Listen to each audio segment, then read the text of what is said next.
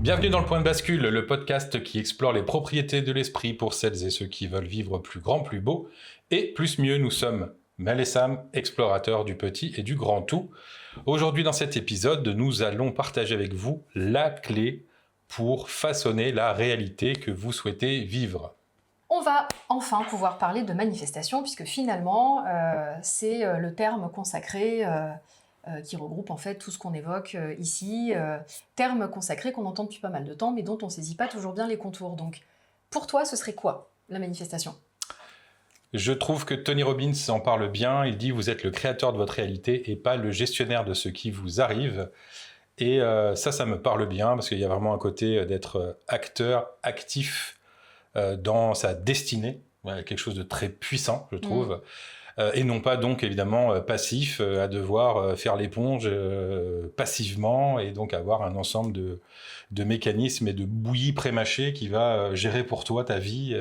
C'est ça. Voilà, et faire de toi un petit robot qui avance gentiment. Donc j'aime bien ce côté-là, créateur de sa réalité. L'idée générale, effectivement, c'est d'être créateur de sa réalité, de créer notre vie et de cesser de la subir, en réalité. On va revenir là-dessus à plusieurs reprises.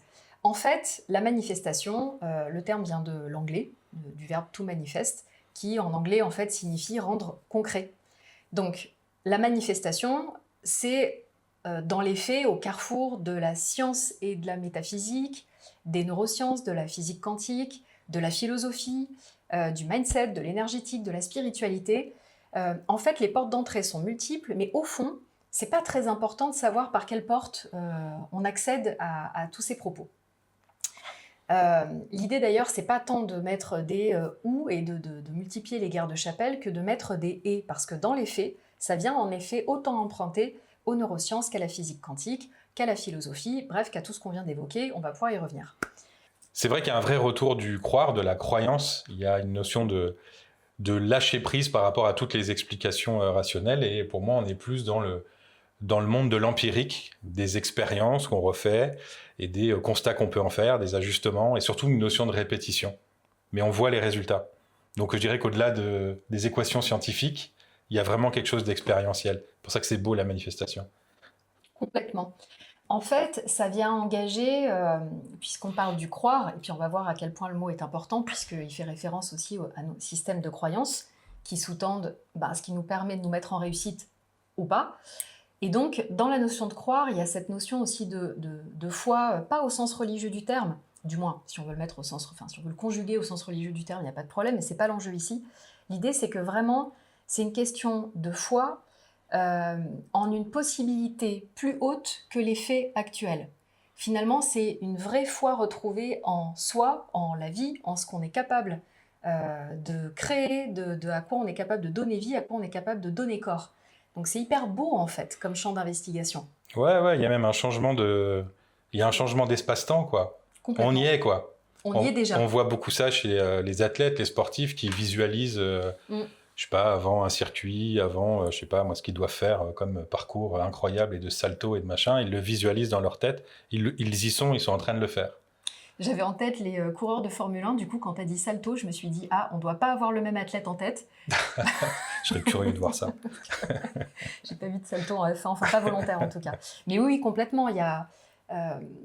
encore une fois, quelle que soit la porte d'entrée en fait, qu'on sélectionne pour comprendre les mécanismes de la manifestation, on va y revenir, on le retrouve ne serait-ce que dans la préparation mentale, en effet, des athlètes, des artistes, qui visualisent leur victoire d'ailleurs. Parce que là, tu décris des athlètes en fait qui visualisent leur parcours, mais je crois savoir qu'il y a plusieurs sportifs aussi qui... ils y sont déjà. Voilà, ils sont déjà ouais. Dans le basket, tu me disais qu'il y avait beaucoup d'exemples comme ça. Ouais, c'est souvent pris pour de l'arrogance, parce que en fait, ils disent qu'ils sont déjà le meilleur du monde à leur poste, alors que tout le monde sait qu'il y en a déjà 3-4 qui sont déjà devant, mais en fait, ils le répètent. Et ça peut vraiment paraître pour de la... C'est Tony Parker, tu vois, il dit non ? Ouais, Parker le faisait. Alors, je sais pas si... Ouais, il était perçu comme arrogant, mais je suis même pas sûr je pense vraiment à d'autres athlètes qui, voilà, ils sont le meilleur ceci, ils sont le meilleur cela. Et ils le disent, ils se le disent à eux, ils le disent à tout le monde. Enfin, l'impression à la fin qu'ils se mentent à eux-mêmes, quoi. Mais non, en fait, ils sont vraiment dans un système où tout leur ensemble de pensées et d'actes est dirigé vers leur objectif, quoi. Leur objectif. Ouais. Et tu vois, c'est intéressant ce que tu dis, parce que tu parles de leur perception par le monde extérieur comme étant arrogant. Et c'est un sujet sur lequel je pense qu'on reviendra également parce que il y a cette, comment dire, il y a cette condamnation un petit peu culturelle, éducative, sans doute un peu française aussi, pour le coup. Il ne faut pas se montrer trop, il faut rester humble, il faut rester en dessous de la ligne de flottaison, il faut être modeste, c'est hyper intéressant parce que du coup, naturellement, quelqu'un qui dit non, mais moi j'y suis déjà, moi je veux être en haut de l'affiche, moi je suis déjà, je sais pas quoi, en basket, je connais pas Je t'en parlerai plus tard. Mais bon, bref, je ne m'y risque pas. Et effectivement, derrière, la personne va paraître arrogante aux yeux du plus grand nombre. C'est fou quand on y pense. Parce qu'il y a des croyances qui sont ancrées dans la nuit des temps, des croyances populaires, enfin des proverbes populaires. L'argent fait pas le bonheur, l'essentiel c'est de participer. C'est ça. Donc en fait, ça crée une espèce de fausse humilité. Ouais. Hein, et donc on pourrait débattre sur le pourquoi elles existent. Mais en tout cas, dès qu'on sort de ça, évidemment, on est pointé du doigt, on est... Complètement. En fait, voilà. c'est comme s'il y avait un conditionnement déjà d'emblée sociétal qui dit, et surtout, vis bien low profile. Hein. Voilà, fais pas trop de bruit. D'ailleurs, c'est hyper intéressant. On peut se demander finalement, pourquoi ça dérange autant ? Pourquoi ça dérange autant d'assumer ses désirs, ses envies, de se voir rêver grand, vouloir réaliser grand, et même pourquoi c'est pas accessible à tout le monde. Là, on est parti sur le podcast complotiste, mais moi, je vais pas m'y risquer sur ce sujet-là, mais évidemment, accéder à ses rêves, accéder à l'ensemble de ses possibles, quels qu'ils soient, on va en parler. Ouais, c'est accessible à tous en fait potentiellement. Donc pourquoi on nous apprend pas ça à l'école ? C'est ça. Pourquoi on n'apprend pas ça aux enfants, aux ados, mais même aux adultes à qui on n'a pas pu l'apprendre avant. Mais pourquoi on n'apprend pas ? Parce qu'on va voir que tout se joue beaucoup dans la manière dont on manie les propriétés absolument extraordinaires du cerveau et de l'esprit. Pourquoi ça ne s'est pas enseigné ? Mais effectivement, ça n'est pas un podcast complotiste. Donc, laissons tomber nos opinions sur le sujet. Mais il n'est pas trop tard pour apprendre en tout cas, et c'est notre objectif ici. Donc, en gros, qu'est-ce qu'on est en train de se dire ? Que finalement, la manifestation, c'est un travail sur notre réalité intérieure au profit de notre réalité extérieure. Et donc, le terme manifestation, c'est celui qui recoupe le mieux cette dynamique. Ok. Maintenant, je pense qu'il serait quand même... Voilà, au revoir, c'est terminé. Et non, on a besoin de savoir comment ça marche. Maintenant qu'on vous a dit que c'était accessible à tous, oui, c'est accessible à tous. Il y a évidemment quelques petites conditions pour que ça fonctionne bien.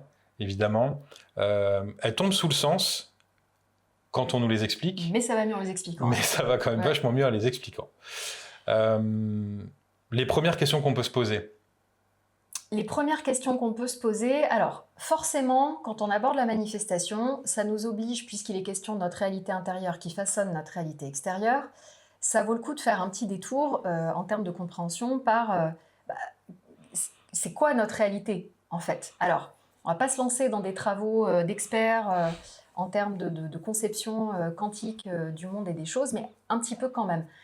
Pour faire vachement simple, pour l'instant, ce qu'il faut retenir, c'est que l'être humain est un peu comme une antenne. C'est-à-dire qu'il ne se contente pas de recevoir et d'absorber des données entrantes, il a aussi une fonction émettrice. Voilà, on peut le simplifier comme ça, d'accord ? Et donc, c'est un peu comme si, on l'a souvent comparé d'ailleurs à des ondes de radio, même si aujourd'hui, il y a plus de podcasts que de radio, mais je pense que tout le monde voit l'idée. Quand on règle, vous savez, sur les vieux appareils là, de radio, on cherche la fréquence exacte qui va nous permettre d'entendre le truc qu'on désire entendre, l'idée, c'est un petit peu la même chose en fait. L'être humain, dans sa fonction émettrice, va en quelque sorte devoir travailler à se calibrer à la fréquence de la réalité qu'il souhaite contacter. Donc, c'est très physique quantique pour les nuls, mais c'est le principe général, en tout cas, qui explique pourquoi et comment ce qu'on vit à l'intérieur façonne l'extérieur. Exactement. Et la fonction d'émetteur de l'antenne, on l'oublie beaucoup. C'est ça dont on parlait tout à l'heure. Absolument. C'est ce que dit Tony Robbins quand il dit qu'on crée sa réalité, c'est la fonction émetteur. Mais nous, on a beaucoup appris à juste recevoir fonction réceptrice, et prendre. C'est tout. Donc, on n'utilise pas bien l'antenne, en fait. Et gérer, écrouler, voilà. et survivre. C'est ça. Et quand on parle du mot fréquence, qu'on entend beaucoup, en fait, dans tous ces champs d'investigation un peu énergétiques, manifestations, créer sa réalité, en réalité, c'est pas qu'un mot gentiment perché, etc. C'est une réalité qui est presque physique, cette notion de fréquence. En fait, il faut arriver à voir la réalité comme un tissu d'informations organisé autour de nous et de fréquences d'ondes qui rencontrent d'autres fréquences d'ondes. Voilà. Gardez en tête l'image du gros bouton de radio. Là, j'ai en tête les vieux postes TSF là, de nos grands-parents, jusqu'à ce qu'on trouve la fréquence en fait qu'on recherche, qu'on désire. Avec un son clair. C'est ça, avec un son clair et qui va nous permettre d'écouter le morceau qu'on cherche et pas un grésillement tout pourri, quoi. Pour moi, il y a aussi une notion de timeline. Il y a une notion un peu de multivers. C'est-à-dire qu'il y a un moment où il y a ton présent peut croiser ton futur dans une autre réalité. Pour moi, il y a un truc comme ça. Quand tu vas contacter à un moment donné, je suis déjà comme ça, je suis vraiment 100% focusé sur une réalité que je vis pleinement, pour moi, pour que ça fonctionne. Si on doit...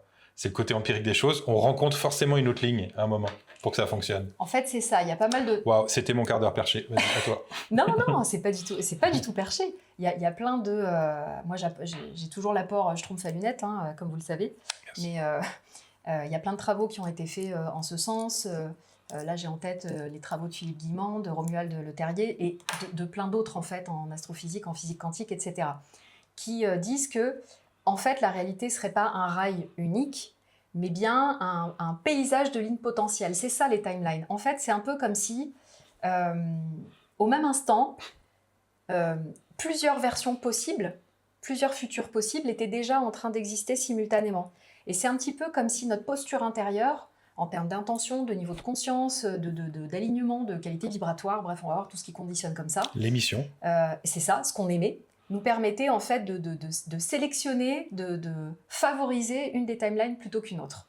Et moi, j'adore cette manière de voir les choses parce qu'en plus, elle est hyper possibiliste, quoi. Ça signifie que, quel que soit ton point d'origine, mais tout est toujours possible, tout est encore possible. C'est ça.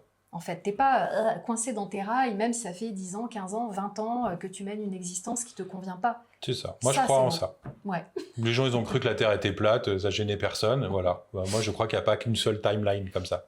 Ah, pour le coup, la réalité des timelines est bien plus étayée déjà que le fait que s'il y a des platistes qui nous écoutent... Changer de chaîne. Toutes nos excuses. On accepte toutes les croyances ici chez nos auditeurs. Bon, ok. Donc, il va y avoir cette fonction d'émission qui va aller à la rencontre de la timeline qu'on choisit de vivre. Il y a cette notion de choix, en fait, qui est hyper importante et qui, pour moi, est l'essence sacrée du bonheur de l'être humain, quoi. Notre capacité à choisir ce qu'on veut vivre. Ben, carrément, c'est ce qu'on va voir un petit peu plus tard. C'est qu'au-delà du diagnostic qu'on peut faire sur soi, à un moment, il y a mais moi, je fais quel choix? Moi, je veux être quoi? C'est ça. Donc voilà, donc ce qu'il faut comprendre, c'est cette nature de la réalité et donc ce qu'on a à faire, nous, intérieurement, pour aller contacter, en quelque sorte, pour aller modeler, façonner et aller contacter la réalité qu'on a envie de vivre. Et puis aussi, pour ramener les choses à notre niveau à nous, se rappeler qu'en fait, on ne vit jamais une réalité brute. Donc là, on est très... après l'instant quantique, c'est l'instant neurosciences. On vit de toute façon une réalité qui est constamment filtrée, interprétée et anticipée par notre cerveau. Notre système nerveux, nos croyances, notre histoire, notre identité. Donc en fait, on ne vit jamais une réalité objective, on vit une réalité perceptive. Le corps et le cerveau anticipent constamment ce qu'ils vont percevoir sur la base de ce qu'on a vécu. Ah, c'est le principe des scoring. Aujourd'hui, de tout ce qui est...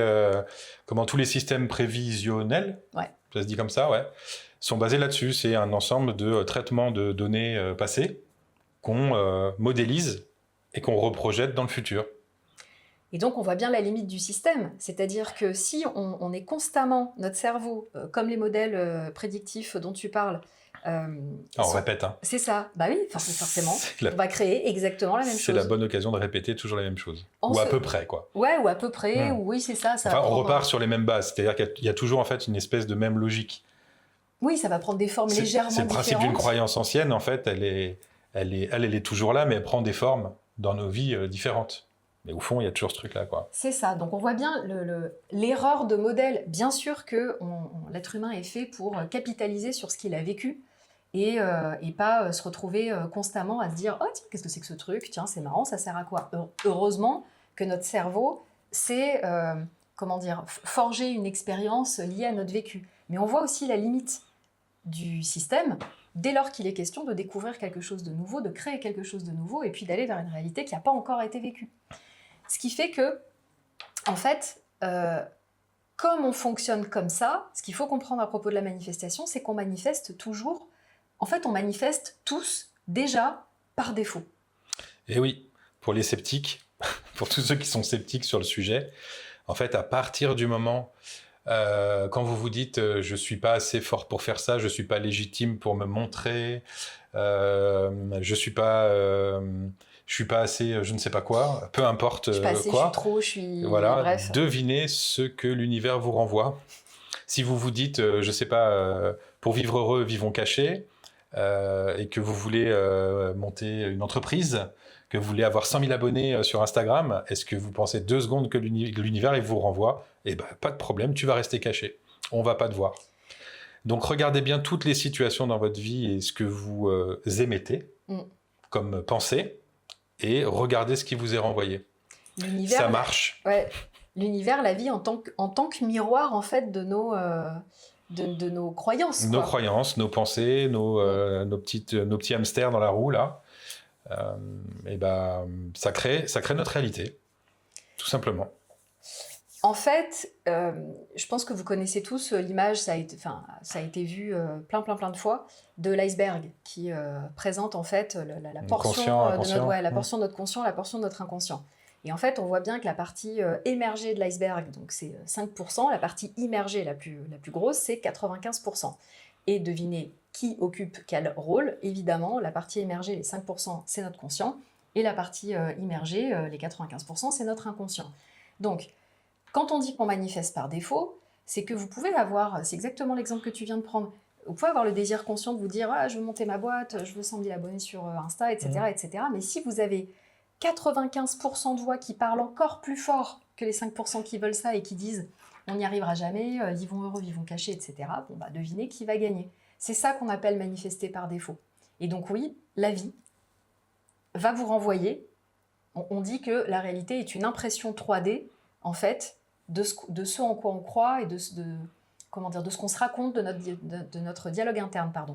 Donc, s'il y a 95% de voix qui parlent plus fort que les 5%.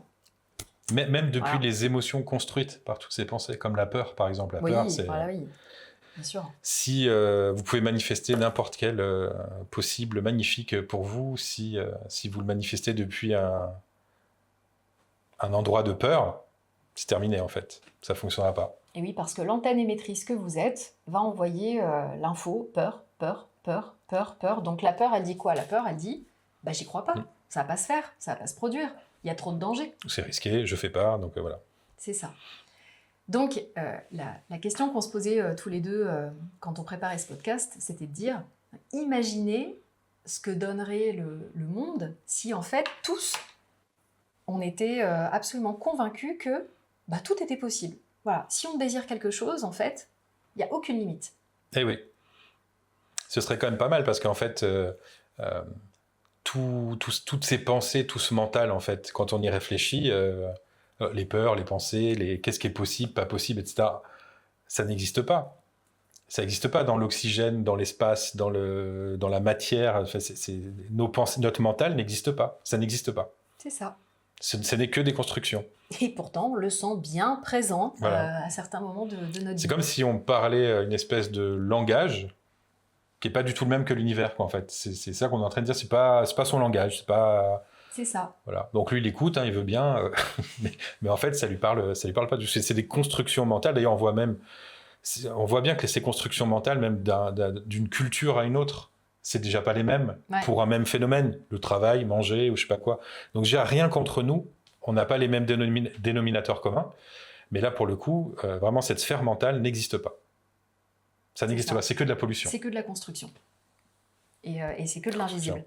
Et je ne sais pas si vous connaissez cette scène là dans le film Harry Potter, où à un moment donné, Harry Potter file à son copain Ron, qui doit aller faire son premier match de Quidditch, une fiole qui s'appelle Félix Félicis. J'adore cette scène du film. Pourquoi ? Parce que, ouais, je sais, hein, c'est pointu. Ah oui, c'est pointu. C'est pointu. Là, j'y suis pas. Là. Harry Potter vu quelques fois et lu quelques fois. Et donc Harry fait semblant de donner à Ron quelques gouttes de cette fiole, et donc Ron pense avoir pris les gouttes de Félix Félicis, et donc il dégomme tout pendant son match, il est convaincu, comme il est persuadé d'avoir bu les gouttes, il est absolument convaincu que du coup il va gagner. Et inévitablement il gagne. Et c'est ce qui fait que j'adore cette scène, parce qu'en réalité on fonctionne exactement de la même manière. C'est un peu l'effet placebo de la manifestation, du coup. Oui, complètement. Ça me fait penser au bouquin de Joe Dispenza, Le placebo, c'est vous. En fait, l'effet placebo qui, par raccourci, maintenant est assimilé à, un truc inefficace, qui fonctionne pas bien, non mais ça marche pas, c'est placebo. En réalité, c'est une réalité physiologique, l'effet placebo. L'effet placebo, c'est vraiment une modification de la physiologie sans avoir absorbé de substance active. Donc, sous-tendu par la croyance qu'on peut avoir, la conviction, la certitude. C'est ça qui est super intéressant. Croyance inconditionnelle. Une croyance inconditionnelle. C'est génial. C'est ça. Et effectivement, on gagnerait tout à devenir notre propre placebo. Voilà. Notre cerveau n'a pas besoin de vivre absolument le même truc qu'on souhaite, qu'on désire. On peut juste le projeter. Le décider. Le décider. Le mettre dans une espèce de croyance ou de situation. Il y a une croyance inconditionnelle dans le fait que ça fonctionne. Ok. Et oui, parce que du coup, depuis tout à l'heure, de quoi on parle ? On parle des croyances. Donc ce mot, c'est pareil, c'est un peu comme manifestation, il est entendu. On parle même de système de croyances. On en reparlera ici. Mais nos croyances, littéralement, c'est ce en quoi on croit, ce qu'on tient pour vrai. Donc, il y a des croyances qui sont tout à fait conscientes. Je sais pas, moi, je crois que le ciel est bleu. Bon, ok, a priori il l'est, enfin, voilà.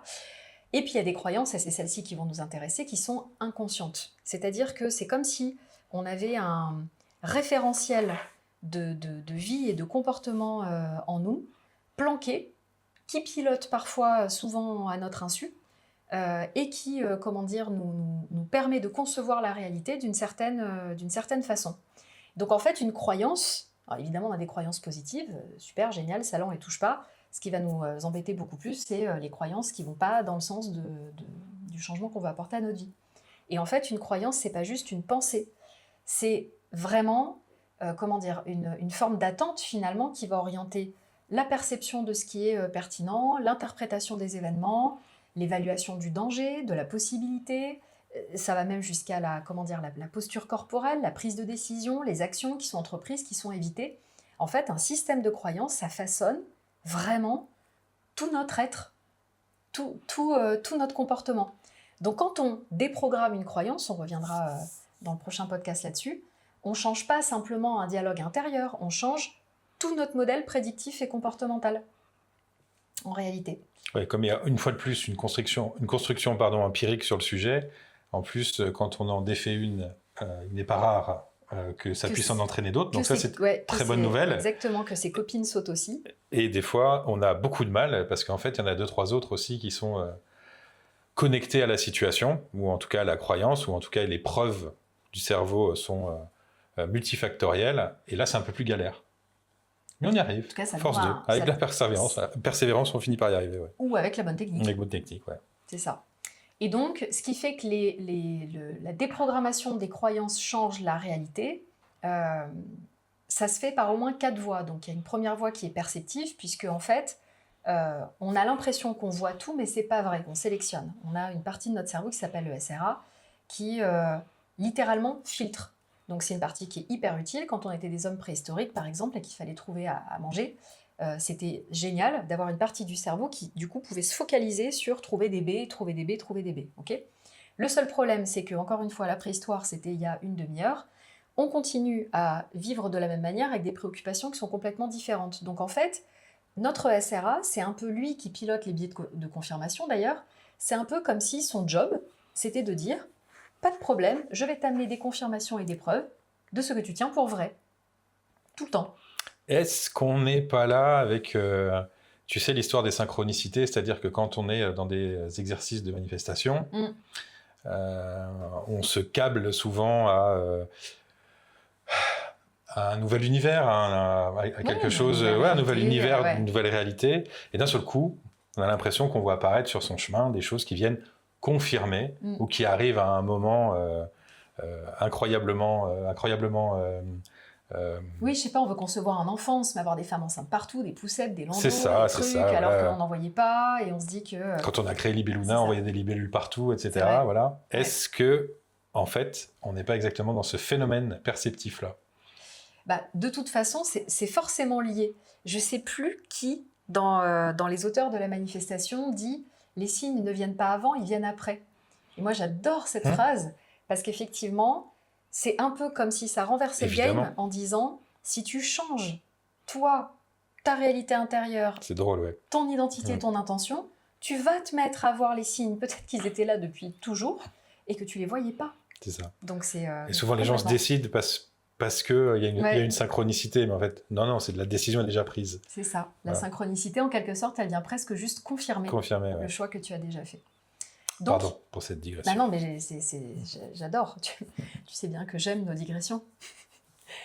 La deuxième voie qui fait que nos croyances influencent notre réalité, c'est la voie physiologique. C'est exactement ce qu'on expliquait juste avant. En fait, c'est notre effet placebo. En fait, notre physiologie va bouger. Et donc, on va littéralement se mettre à se comporter autrement. Exemple, j'en sais rien, on va sécréter moins d'adrénaline, moins de cortisol et plus d'endorphine, d'ocytocine, donc notre ouverture au monde va changer, etc., etc. Notre système nerveux va se réguler, voilà. La troisième, c'est donc la voie comportementale. Exemple tout bête, une personne qui s'attend à être rejetée, à échouer, à être invisible, à ne pas pouvoir réussir, forcément qu'elle va ni lire le monde pareil, ni entreprendre les mêmes actions que quelqu'un, on en parlait tout à l'heure, qui se dit « moi je réussis tout ce que j'entreprends ». Donc forcément, nos croyances ont une action même directe sur nos comportements. Et la quatrième voie, c'est celle de la neuroplasticité. Et la neuroplasticité, qui est un mot à la mode, c'est pour le coup une propriété vraiment bien documentée du système nerveux, et c'est littéralement la capacité intrinsèque fondamentale de notre cerveau à se reprogrammer, à créer de nouveaux sillons neuronaux, et donc à rendre définitivement caduque la phrase « c'est comme ça, je peux pas changer », etc. etc. Ouais, c'est bullshit. C'est ça. Il adore les « c'est gagné, ça marche ». Il aime les preuves de ce type-là. Et il est capable de se reconfigurer, en fait. C'est ça qui est super important. Donc, la réalité d'un être humain, c'est évidemment pas uniquement ce qui lui arrive, c'est ce qu'il perçoit, ce qu'il interprète, ce que le système nerveux considère comme sûr ou dangereux, ce qu'il s'autorise à recevoir, ce qu'il s'autorise comme identité aussi, on parlait de l'arrogance tout à l'heure, ce qu'il ose faire, ce qu'il répète, ce qu'il soutient assez longtemps pour que le monde lui réponde autrement. Et donc, quand une croyance est recodée, il peut se passer des tas de trucs à tous ces niveaux-là. Forcément, la charge émotionnelle va bouger, le corps va arrêter de voir certains trucs comme des dangers, et donc va modifier sa physiologie. De nouvelles options deviennent visibles, en tout cas, on les voit, on se met à capter des signaux entrants qu'on n'avait pas avant, les interactions changent, les opportunités sont mieux perçues, bref, on voit bien que de toute façon, il y a une trajectoire observable qui va bouger. Pour autant, un truc qui me paraît important à rajouter quand même, c'est que changer de réalité, ça ne veut pas non plus dire nier le réel. Ce que je veux dire par là, c'est que on est responsable mais pas coupable. Donc c'est quand même hyper important de garder à l'esprit que bien sûr qu'il existe des contraintes réelles, sociales, historiques, matérielles. L'idée, c'est pas de se flageller en disant « ah là, si ma vie a été merdique pendant X années, en plus c'est de ma faute, je suis un bon à rien, etc. » C'est pas ça qu'on est en train de dire. On est en train de dire que par contre, face à ces contraintes, à l'intérieur de ces contraintes, la réponse qu'on a proposée face à tout ça peut changer. C'est ça être responsable, d'accord ? Donc c'est important de ne pas voir tout ce qu'on vient de se dire non plus avec, avec un œil d'auto-jugement, quoi. Donc en gros, on ne peut pas donner vie ou corps à une nouvelle réalité à partir d'une identité qui ne nous convient pas, quoi. À partir de l'identité qui a créé, en tout cas, la situation qui nous convient pas. Qui a créé la situation qui nous convient pas. Clairement pas. Du coup, il y a aussi, tu sais, on parle d'un certain nombre d'outils, je suis en train de penser à ça, les vision boards, les visualisations, etc., euh, qui me donnent l'impression de prendre le truc par un bout. Ouais. Alors, c'est utile, hein, mon propos, c'est pas d'expliquer que ça sert à rien, etc., mais on dirait bien que parfois, ça peut être des pansements sur une jambe de bois. Elle est pour moi, celle-là. Joli. Elle est pour moi. Antique. Antique, d'un autre temps, mais tellement efficace. En fait, oui, ça peut même être contre-productif. C'est-à-dire que, on le verra dans le prochain épisode, mais visualisation, vision board, affirmation, etc., c'est hyper intéressant quand c'est placé au bon moment. Quand la technique intervient, en fait, sur un terrain qui peut recevoir l'information. Dépollué. Sur un terrain dépollué, exactement. Sinon, en fait, qu'est-ce qui va se passer ? J'en sais rien, moi. Si, par exemple, la croyance massive qui dort en vous, c'est que vous réussissez pas ce que vous entreprenez, vous pouvez vous répéter 15 fois par jour, tous les matins, je réussis, je réussis, je réussis, je réussis. Tant qu'il n'y a pas un travail qui a été fait sur la croyance délétère, le seul truc que vous allez arriver on appuie sur un bouton rouge sans cesse. C'est le cerveau qui va dire c'est faux, c'est faux, c'est faux, c'est faux.